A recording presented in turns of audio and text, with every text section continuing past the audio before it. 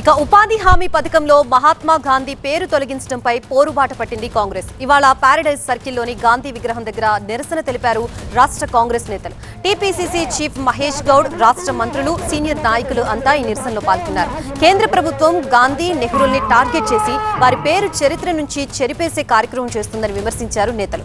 ఉపాధి హామీ పథకానికి తూట్లు పొడిచేందుకే కేంద్రం పేరు మార్చిందని, మెల్లమెల్లగా ఈ పథకాన్నే ఎత్తేసే కుట్రలు కేంద్ర సర్కార్ చేస్తోందని ఆరోపించారు. ప్రతి ఇంటికి ఈ విషయాన్ని చేర్చాలన్నారు మంత్రులు. ఉపాధి హామీ పథకానికి గాంధీ పేరు తొలగించడంపై రేపు రాష్ట్ర వ్యాప్తంగా ఆందోళనకి సిద్ధమైంది కాంగ్రెస్. మరోవైపు మహాత్మా గాంధీ జాతీయ ఉపాధి హామీ పథకం పేరు మార్చడంపై Congress parliamentary party chairperson Sonia Gandhi తీవ్ర స్థాయిలో మండిపడ్డారు. मुझे आज भी याद है 20 साल पहले डॉक्टर मनमोहन सिंह जी प्रधानमंत्री थे, तब संसद में मनरेगा कानून आम राय से पास किया गया था। ये ऐसा क्रांतिकारी कदम था जिसका फायदा करोड़ों ग्रामीण परिवारों को मिला।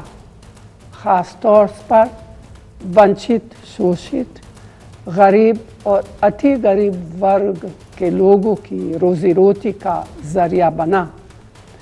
रोजगार के लिए अपनी माटी, अपना गांव, अपना घर परिवार छोड़कर पलायन करने पर रोक लगी। रोजगार का कानूनी हक दिया गया, साथ ही ग्राम पंचायतों को ताकत भी मिली।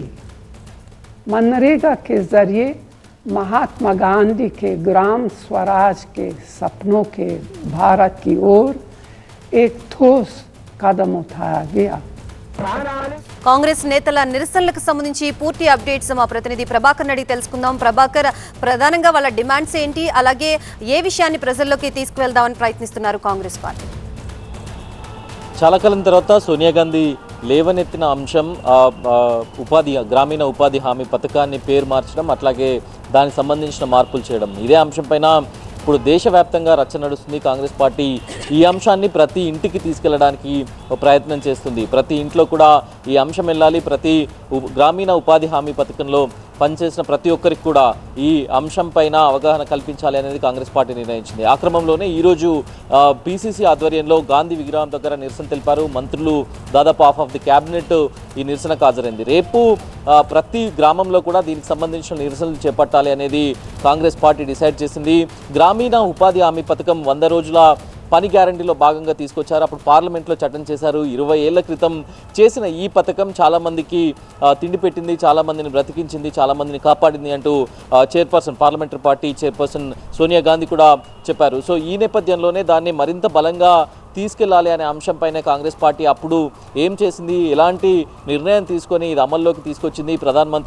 అప్పుడు ప్రధానమంత్రిగా ఉన్న మన్మోహన్ సింగ్, అట్లాగే ప్రణబ్ ముఖర్జీ లాంటి నేతలు, సోనియా గాంధీ వీళ్ళందరూ కూడా కలిసి ఈవెన్ అప్పుడు ప్రతిపక్షాలతో మాట్లాడి అందరి మూడ్ ఆఫ్ ద హౌస్ను దృష్టిలో పెట్టుకొని ఆమోదింపజేయబడిన బిల్లు అది. సో అదే అంశాన్ని ఇప్పుడు రాజకీయ ప్రయోజనాల కోసం బీజేపీ ఏ విధంగా వాడుకుంటుంది, ఏ విధంగా పేరు మార్చి తీసుకెళ్లాలి అనే అంశాన్ని ఇప్పుడు ప్రధానంగా ప్రజల్లోకి తీసుకెళ్లాలని భావిస్తున్న నేపథ్యంలో సో రేపటి కార్యక్రమాన్ని అయితే కాంగ్రెస్ పార్టీ సీరియస్గా తీసుకుంది. జిల్లాలో మంత్రులతో పాటుగా అందరు ఎమ్మెల్యేలు కూడా పార్టిసిపేట్ చేయాలనేది పీసీసీ ఇప్పటికే ఒక డైరెక్షన్ ఇచ్చింది. ప్రతి కాన్స్టిట్యున్సీ లెవెల్లో, అట్లాగే మండల్ లెవెల్లో, గ్రామాల లెవెల్లో ఎవరైతే ఉపాధి హామీ పథకంలో భాగస్వాములై ఉన్న వాళ్ళు ఉన్నారో వారందరినీ కూడా ఏకం చేయాలి. వారందరికీ కూడా ఒక మెసేజ్ పంపించాలి. దానికి వివిధ రకాలైన ప్రచార మాధ్యమాలను ఉపయోగించాలనేది అయితే కాంగ్రెస్ పార్టీ డిసైడ్ చేసింది. రేపు ఆందోళన కార్యక్రమాలతో పాటుగా, నిరసన కార్యక్రమాలతో పాటుగా అవగాహన కార్యక్రమాలు కూడా, అంటే ఏ రకమైన చేంజెస్ రాబోతున్నాయి, ఇక్కడ ఎవరెవరు పనిచేయాలి. ఇప్పుడేమో గ్యారంటీగా 100 రోజులు పనిచేసే వెసులుబాటు, 100 రోజులు పని కల్పించుకునే వెసులుబాటు ఈ పథకంలో భాగంగా ఉంది. కాకపోతే సోనియా గాంధీ ఒక అంశాన్ని ప్రధానంగా ప్రస్తావించారు.